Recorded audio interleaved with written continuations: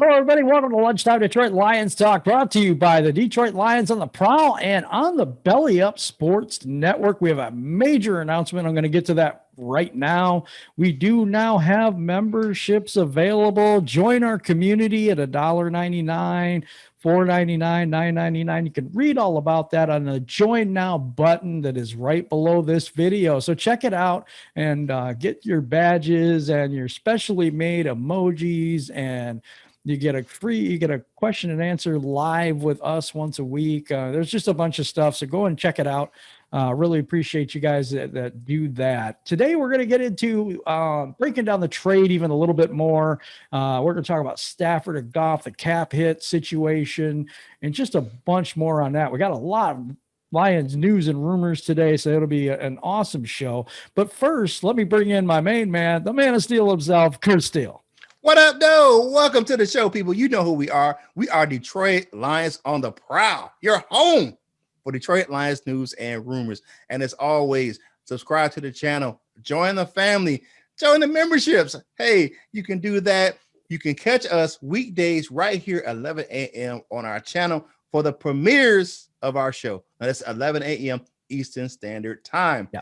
And as always, share the videos, like the videos, comment. All of these things help us get this content to more Lions fans just like yourself. And if you can't watch us, you can download the audio version of our show on our podcast platforms over on where? On Belly Up Sports Podcast Network. And you can listen to those shows on what? On Skull Candy headphones. So you can click the link down below and order yourself some Skull Candy headphones, and proceeds from the sale of that link, a portion of it goes back to our show and helps us grow this channel. Now let's get this thing started right now. Let's go.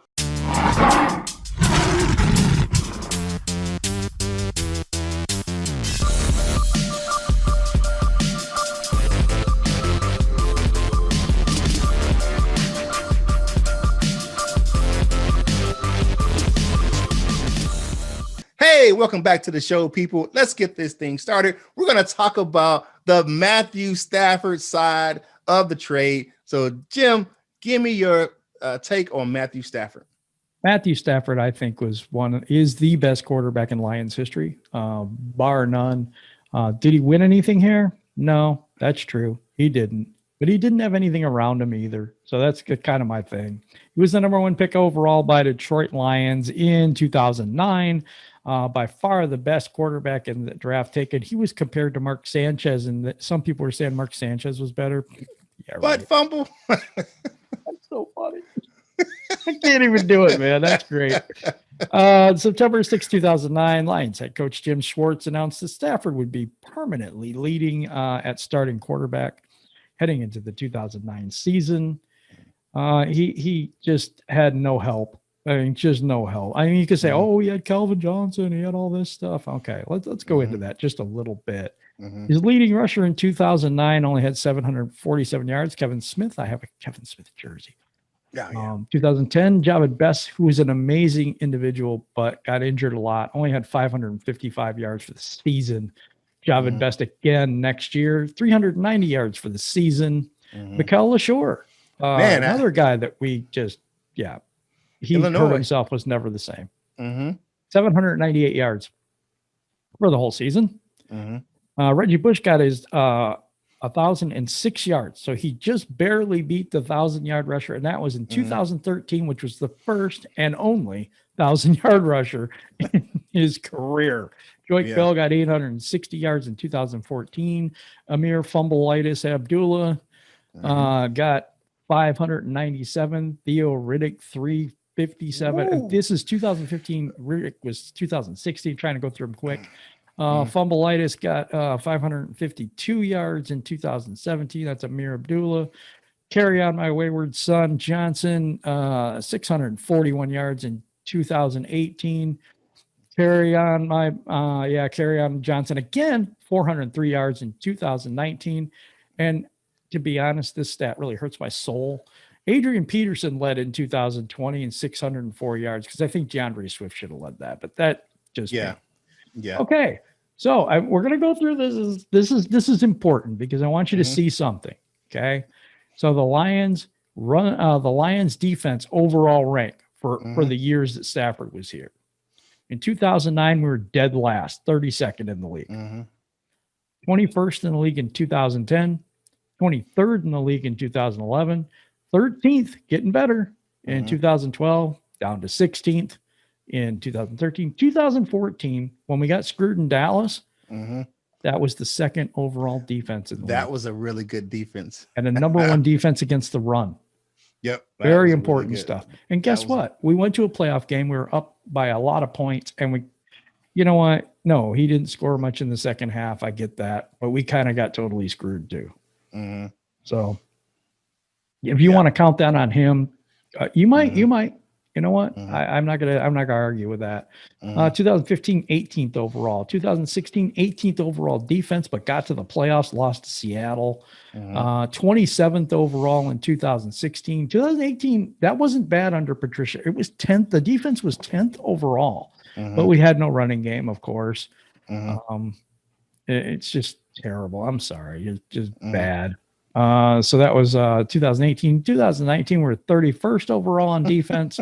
And 2020, of course, we were dead last once again. A record bad defense in 2020. You are absolutely right. Now I could go through Stafford's accomplishments and no one will care because, you know, I hate to say this, but everybody just blames him for not winning the big games and not winning, you know, but when you have absolutely no running game for the entire 12 years you've been here, except for Reggie Bush, 1 year, that's it. Honestly, that's it. And your defense is pretty horrible, except for 2 years. You have 2 years with the top 10 defense and 0 years with the top 10 running game. Yep. How do you win like that? I don't know, but Stafford did it a lot. And I think he's really going to be missed. I don't think that people really understand football sometimes when they talk about, oh, you know, this guy's really good because he won in the playoffs, and this guy's really good because and this guy really sucks because he didn't win. Well, you don't know. The team around him really makes a big deal of difference. But I want to say this about Matt Stafford, best quarterback we've ever had. Sad to see him go, but wish him well. And we're starting a new era. I'm totally well, I want to be hopeful. Let's put it that way. I can't say I'm totally on board because I'm not, but I just want to be hopeful. So we got that on Matthew Stafford. I know I didn't go over every single stat. I got my 9 jersey on today. On today. I'm gonna continue to rock my 9 jersey, man. I will have to agree with you on he was the best quarterback in Lions history. I mean, and the only one that's comparable is Bobby Lane, just because he won the championships for us before the Super Bowl started. But Matthew Stafford, by far, head and shoulders above anything we've ever seen behind center in the Motor City. And what he did on the field, and what he did off the field is equally or even more impressive than what he did on the field. The charity work he did in the community, what he did for the Detroit Lions Academy. It was amazing. So, I mean, he's going to be missed in this, not just on the field, but off as well. Matthew Stafford, thank you for everything you've done for the team and the city and the community in Detroit. Yeah, makes sense. So you have Jared Goff, and what can you tell us about Jared Goff, who's the new starting quarterback for the Detroit Lions? Now let's get into Jared Goff, of course. Let's kind of look at some of his numbers. Okay, so in his he was the number 1 overall draft pick in 2016 by the St. Louis Rams back then. 18,171 yards in his throwing career, 107 touchdowns, 55 interceptions, and a quarterback rating of 91.5. Now here is some interesting.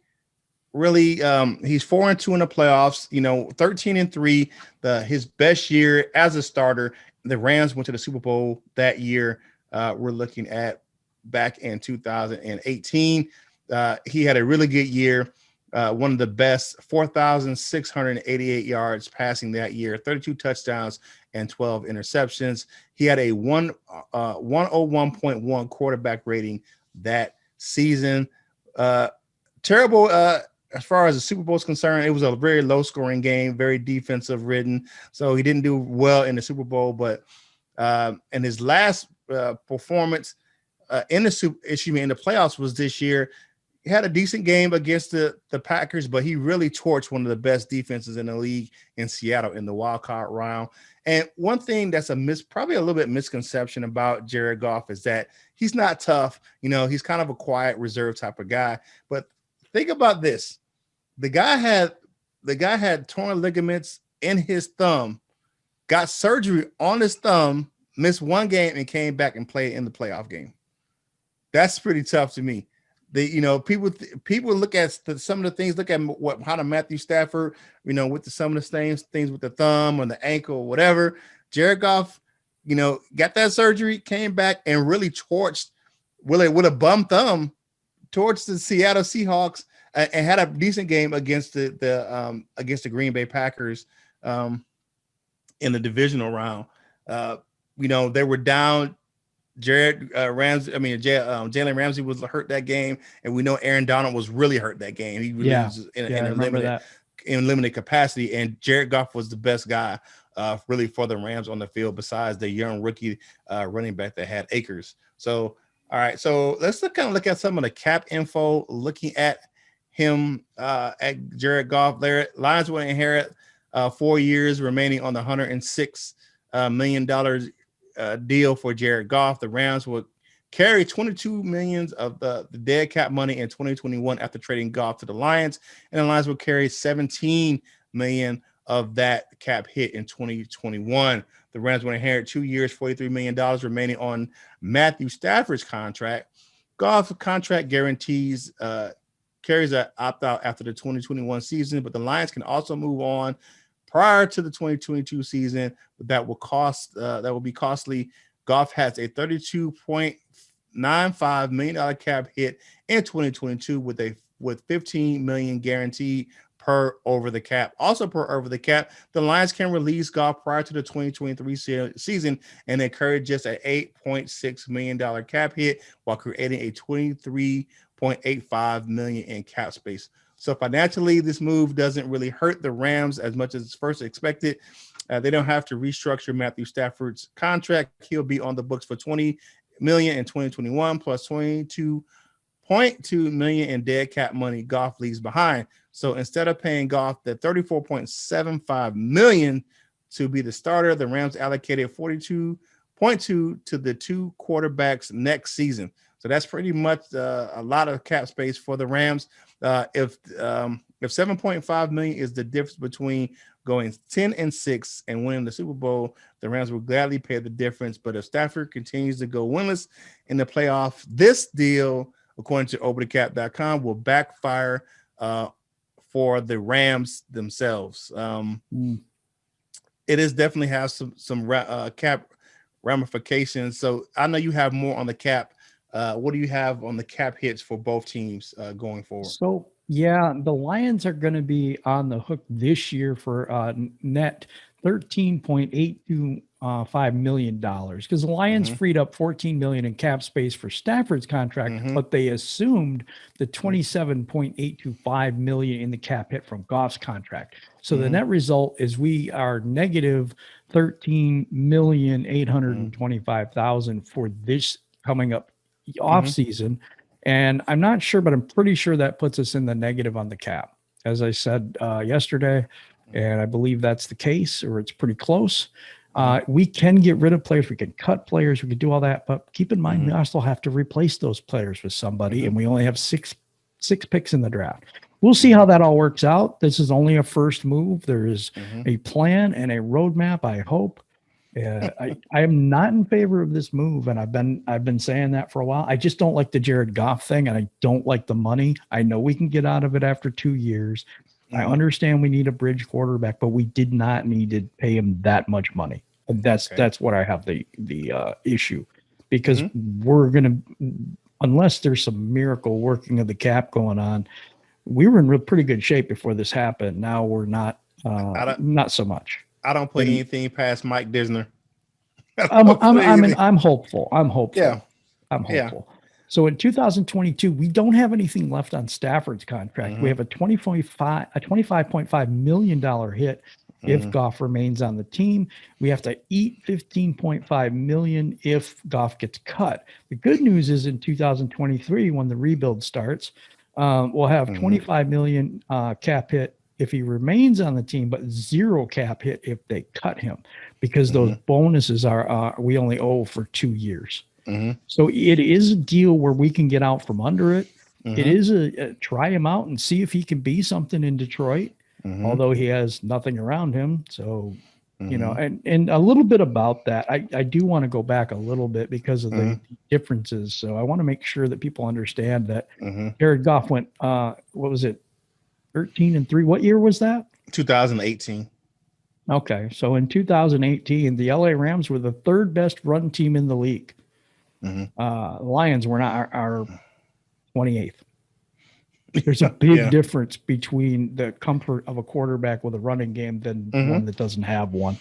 So that's just one thing. And I'm not trying to be negative. This could all be great. We could get some offensive linemen and we could get a better scheme. We could start running the ball better. It's been 12 years since we've had a really good running. I mean, we haven't had a good running game in a long time. And in 12 years that Stafford was here, we only had 1,000-yard rusher. I know that's the past, but if you do not look at the past, you're doomed to repeat it. So that's the way I feel about that. In 2020, the Lions finished 28th overall in rushing, averaged 93 yards a game. The LA Rams finished number 10. Okay. With Cam Akers out there. Yeah. The young fella really had a really good rookie season. And Swift could have that. I love Swift. I think he's amazing. I really do. I think he could be a great running back. I think but we just can't run the ball. I think with the Swift thing, I think we could have had a better running attack if we would have started Swift earlier. I agree. And Peterson even said, like, you're 8 games behind from you should have made him the starter a long time ago. Right. It's just one of those things. We probably had the poorest management of a roster in the league as far as the talent. You're so right. They did good I'll tell you this though. They did good in a few places. Offensive line, getting Jonah Jackson, Frank Ragnow, extending Taylor Decker, even though we didn't think Taylor Decker was that good, but Taylor Decker had a pretty good year. He had a really good season. He continues to get better and better and better. Yeah. And if we fix the right side, we could have a really good offensive line. And we could start running the ball. We could start having protection for Goff and things, but we need a defense, which we don't have that either. So, there we are. And the thing on the offensive side of the ball for me is that we get that right side solidified, and you can start running, play action, because the Lions did have success in play action last year. Yes, I mean, and then you have the tools with. You can split DeAndre Swift out. You can run play action out of the sets and have him out, coming out of the backfield. So he's a weapon. I mean, he's a good 3 down back. You don't have to take him out of the game. So you can leave him. You can leave him in the whole time. And I like the fact that if you have that similar running game that the Chargers had and Lynn can bring that type of scheme into Detroit and have it run properly with the proper people. I'm not saying it's going to be a good instant fix next year, but I think there's something we can build upon, and you can get some good stuff out of Jared Goff and out of DeAndre Swift. I'm not, and people can look at me and say, well, you're looking at it through rose-colored glasses. No, I'm just trying to be optimistic with it as well. I know Jim and I don't share the same type of optimism about this thing. I just don't think that I know Jared Goff, to me, I know he does not have the same arm talent as a Matthew Stafford, but I'm not looking at the system is going to be the same as what Matthew Stafford playing in Detroit. Sure, he's not going to have the same talent that he had out in LA, but I think that the Lions have the pieces, the draft capital to put some pieces around him.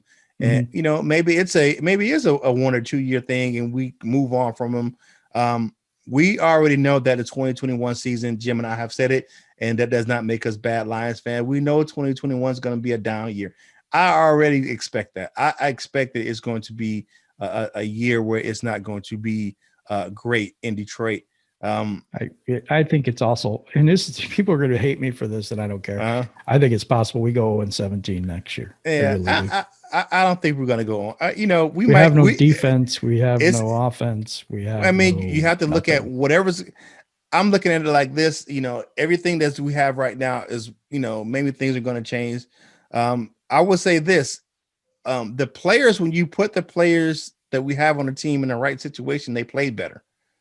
And and the things that Patricia did while he was coaching the team, some of the moves he made, it was just a mismanagement of the roster and it was a definition of insanity where he didn't make any adjustments. And you can look at the difference of how the team played when Bevel was the head coach and they made adjustments. So, you can look at that and I look at what the things Dan Campbell said in the opening press conference. He said he wants to make adjustments. I want to make adjustments to put our best player on their worst player. Oh yeah, so and I love that.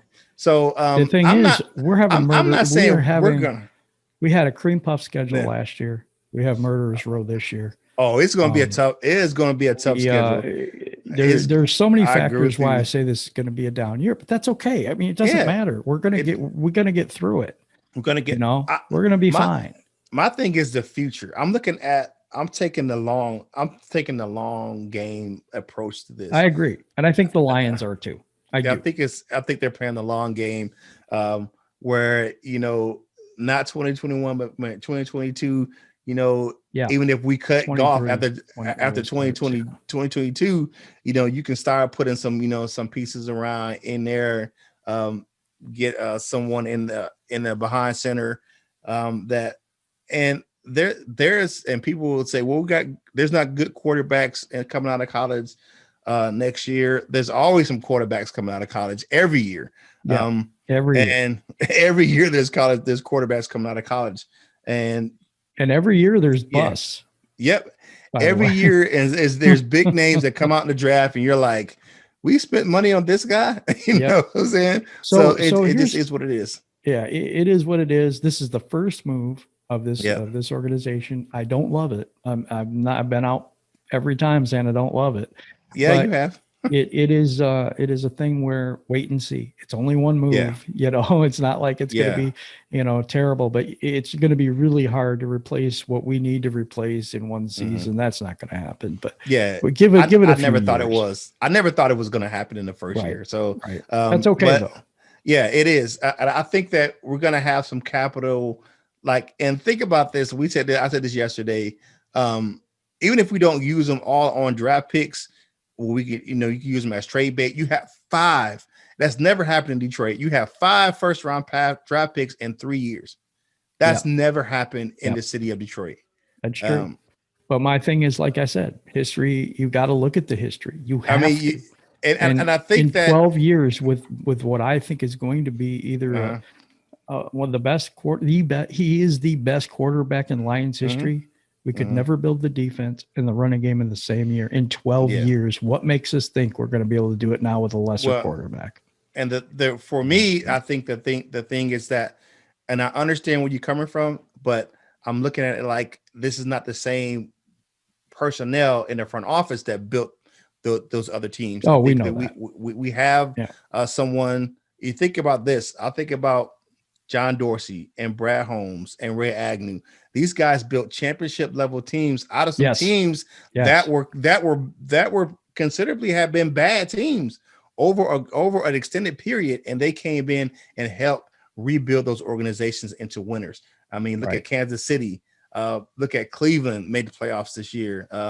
Look at the LA. Think about how bad LA was under Jeff Fisher.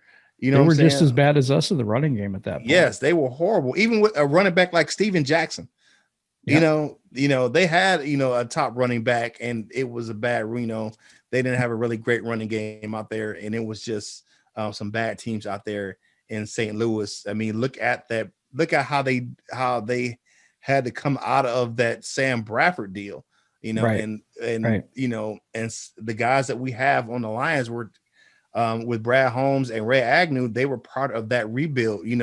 because you had Ray Agnew, who was the director of pro personnel, and you had the director of college scouting and Brad Holmes. So think of like some of the players that he drafted. I know he drafted Jared Goff, but he also drafted, players like Cooper Kupp and Aaron Donald and a lot of those guys out there, Robert Woods and those guys out there in LA. They really built that. He helped build that team through the draft. They were a young team that got better. Think about like Brown and Akers and all those guys they have out there now. Johnson and a lot of players in their secondary, like on their defense. A lot of those players are homegrown. So I think we have the ability, and he has that wherewithal not only to make good hits in the early rounds, but he hasn't had first round draft picks. A lot of those players were, middle round players. You know what I'm saying? Right. Besides, Jared Goff is the last number 1 pick they had in the first round. The last one. Yep. So, I'm hoping, that he can bring that type of talent, acquisition knowledge to the Lions. That's all I'm saying. That's okay. All I'm saying. Well, I hope so. You know what? I'm hopeful. I just want people to be aware. I'm not trying to be negative about it. I think that, it's possible that we do turn this all around. It's just, you really do have to look at, you can't just, you say, oh, this is a new thing, because we had 3 or 4 new things under Stafford and none of them worked. Yeah, none of them work, but we'll get there. So we got to really move on in this show. Yeah, let's move on. Let's go. We'll be on for the rest of the day. Let's go. Continue this topic. Let's get into the comment cards, man. What you got first? Okay, I have Chuck Forgot. I like that name. Do we trade Goff to New England for no more picks? No, we don't, because he's you crazy? He's not. He doesn't have a contract that I think is friendly to anyone else. Nah. No one. We might have to give up picks. Yeah. For someone to take him rather than.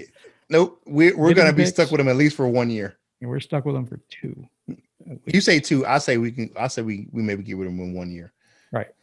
Yeah. All right. MBG238 says, I hope they draft speed players. Me too. Me too. Amen. I'll go to PC Payload. I'm sorry, I don't like this trade. The first 2 rounders are likely going to be late first round picks. And all we get is a 3rd rounder this year and take on Goff's contract. Not to mention, it likely means we pass on a top tier quarterback yet again in the draft. Hey, if Goff works out, great. I eat my words, but we need picks this year. I'm with PC Payload on this. I am. And the only thing I have to say to that is that there's only one top tier quarterback in this draft, and that's Trevor Lawrence. I don't trust those OSU quarterbacks. I don't trust. A lot of guys I don't truly trust. I mean, maybe Trey Lance, if that, and he needs to sit as well. And I'll look at it like this: having Goff means we can concentrate on other areas of the team. We can take the number 7 pick and trade back and get more picks for this year's draft. All right. Because think about this. Look at all the players. Like I said, Holmes has drafted without a first round pick. So Leonard McCullough Vlog says, maybe I'm drinking the Kool-Aid, but I don't believe that the defense is as bad as they finished. I mean, we have Flowers, Okuda, Aquara, Collins. Collins is probably going to be here. He's going to be gone. I'm not saying we were set the world on fire, but I think with better coaching and less injuries, we could be a mediocre injury. Defense. We could a mediocre defense. Okay. I think Goff actually makes us less likely to land the first overall pick. I would imagine with a Fitz or a Tyrod, we would do horrible, but now with Goff, we will be close to the same again, roughly. Okay. He's very optimistic. I don't know how we re-sign Aquara. Flowers we have for years, and Collins is under contract, I think, for another couple of years. So is he? I thought he got. I thought he signed a 2-year deal, so it's at least next year. No, I think looking at I think I read somewhere that he was an unrestricted free agent this year. Oh, if he is, he's not coming back. He's not. I don't think he's coming back either. Elaine D'Souza, love the show, but Jim is way too negative. 2 first and third, and a guy that we can get rid of in 2 years. The GM is a draft builder, and we got picks. Now those picks can be spent on the D and get a QB. Then we are better. I could read this from the last, I don't know, 10 years and nothing's changed. So whatever. So I'm going to say this. You say I'm way too negative. I'm a realist. I put the Kool-Aid away. I just, I locked it up. And the thing is, it's not because I want to say negative things about my team. I don't. I want to win in the worst way. And I don't think right now this is the best way to start. That's just the way I feel about it. I feel that we started off kind of on a negative tip. We'll see how it works out. If we can get rid of Goff in 2 years, he's a bridge quarterback. I didn't want to pay the bridge quarterback that much money. That's the issue. That's the way I feel. Okay. All right. Last one we have. Sean Brown says, do the Lions re-sign Galladay now? It's going to take some work from Mike Disner, and it's going to take a backloaded deal with a hometown discount up front, maybe a good signing bonus to get Galladay back in the Honolulu Blue. But one thing is that he seems excited to play for Dan Campbell, so it may be a thing where we might get a hometown discount to come back to Detroit and take a deal that is maybe get more of a signing bonus up front, and then the money's backloaded, team friendly deal. Disner is a whiz with the cap, so I'm not putting anything past him. But Galladay seems, like I said, he seems to be excited to play for, like my man Jim says, Dan Campbell. Dan Campbell. No, the thing on Galladay is I think we just screwed that up because I think we just don't have the money to sign him.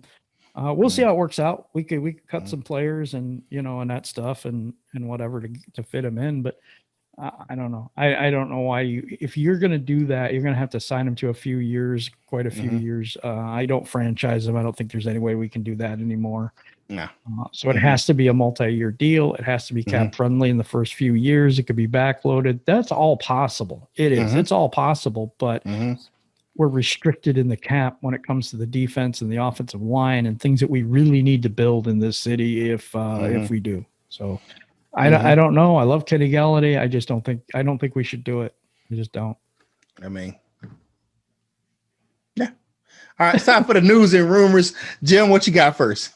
Texans hire ex-Lions Robert Prince as the wide receivers coach. He served here for quite a long time. And he did. You know what? Just wish him well. And I don't got anything else to say. I am so sorry you went from the Lions to the Texans. Sorry. Yeah.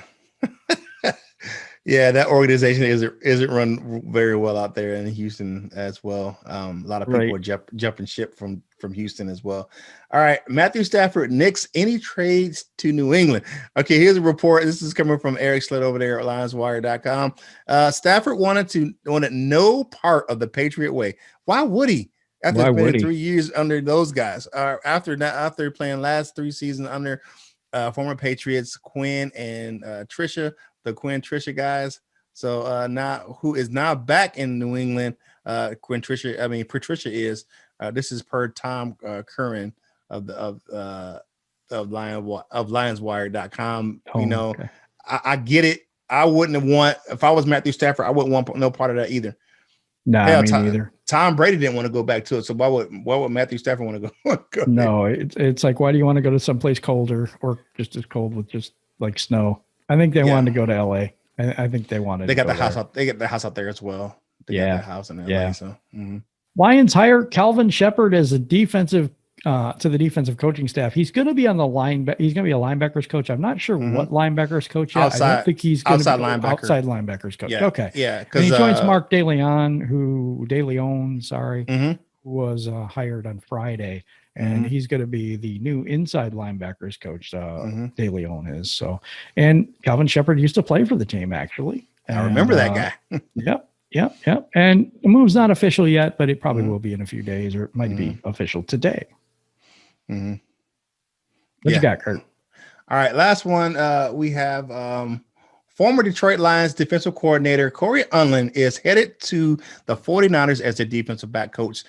Former Detroit Lions defensive coordinator Cory Undlin has found a new job and will join the 49ers as the pass game specialist and secondary coach under the new defensive coordinator, D'Amico Ryans. Remember D'Amico Ryans? I remember him too. Yeah, Undlin ran the Lions defense under Patricia in the 2020 season, and that did not go over well.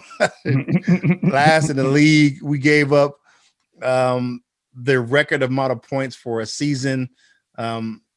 And it was just one of those things where it just wasn't good for Cory Undlin in Detroit. I just think he was in over his head. I just think that position coach is better for him because he did a decent job in Philadelphia as the secondary coach out there in Philly. So even when he had little to no talent for injuries, he had a really good secondary. And D'Amico Ryans is replacing Robert Saleh, who was one of the favorites for a lot of people to come to Detroit, but he went to be the head coach of the New York Jets. Yep. And it's okay. I'm glad Cory Undlin is going to have a job. He was terrible here, but I don't think it was all his fault. You don't have the pieces to work with. It's pretty hard to be a coordinator or something. You don't have much, and a lot of injuries too last year. They were plagued with injuries last year, as they are every year. Mm-hmm. So that's going to do it for this show. I just want to tell you guys, it's not that I don't want us to win. I keep saying it over and over and over again because I get so much heat for saying what I'm saying. Mm-hmm. But I just know football, and it's difficult for me to sit here and say, yeah, Jared Goff's amazing and we're going to be great because we're so much better with him than Stafford. And not saying that at all. That way. Don't feel that way at all. I feel we paying him way too much for the position that he's in. Mm-hmm. But you know what? It's the first move, and we're going to be patient, and we're going to see what the other moves are. And if we get a good defense, good running game, there you go. Please join our membership thing. It's going to be really, really cool. You guys are going to love it. So appreciate every one of you that watches. I know you feel like I'm a little negative. I am a realist, and if it's reality, that's what I'm trying to report on. Yeah. Thank you very much. Okay. All right. Here's a little tasty morsels for you today. We're kind of getting out of the show. I want to announce that I recently, which is yesterday, appeared on the Rams Showcase, and we went over, me and my man Sheriff Joe Baggs. We went over the Lions and Rams trade. We went from both perspectives. One from a Rams guy, one from a Lions guy. And go over there and check it out. Rams Showcase on YouTube. You can see my appearance over there. I've known Sheriff Joe Baggs for a couple of years. That's my guy. We went to school together, and he has really, really good content. So go over there and check out my appearance on Ram Showcase. And you know what you guys to do. Like Jim said, join the membership. If not, just subscribe to the channel, and you can join us weekdays right here, 11 a.m. Eastern Standard Time, Monday through Friday for our premieres, and subscribe to the channel. Join us chats in the premieres. You can do a super chat for a little bit of extra cheddar and get your comments right up front where you want them to be. And if you can't watch us on our channel, you can download an audio version of this show on the podcast platforms, and you can listen to them on Skull Candy headphones. You can purchase some Skull Candy headphones. There's some deals in the links below, and part of the proceeds from the sales from that link go to us to help grow this channel. And we're on where? On the Belly Up Sports Podcast Network. So go over to bellyupsports.com to check out our show and a myriad of podcasts and some good journalistic articles over there on that platform. They do a wonderful, wonderful job of bringing you some good sports. And it's time to do what we need you to do every day. Whatever you do in life, you got to boss up, ball out, and be that best version of you that you can be. For my man Jim, right here on Detroit Lions on the Prowl, this is Curt Steele, and we will holler at you real soon.